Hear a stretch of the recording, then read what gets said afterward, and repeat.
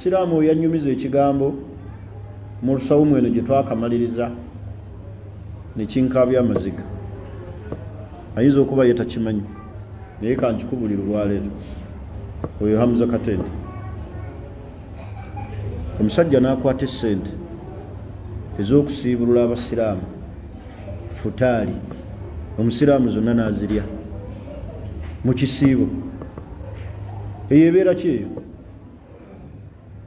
Omuntu n'atatya nti Allah asobola omubanja, agenda mmubuuza futaali w'abasiraamu wamuteeka wala manzaani ennamba n'atabawako wadde empeke y'omuceere.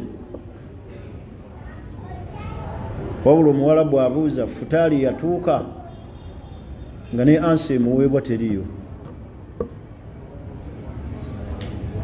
Ekireetera eky'abantu okugwa mu ekyo kiki? Kukulembeza ki? Duniya.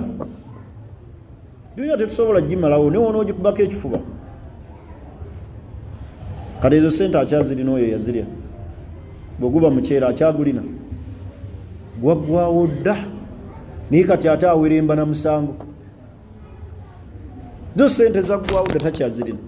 Naye ate omusango gukyaliwo.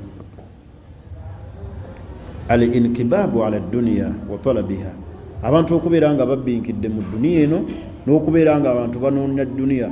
Wal hirsu alaiha, n'okugirulunkanira. Abantu balabanga eduniya gye bamalawo. Abantu ne beetema ku kibanja lwa nkumbi egi, lwa kirowalowa kukijja wano kukizza wano.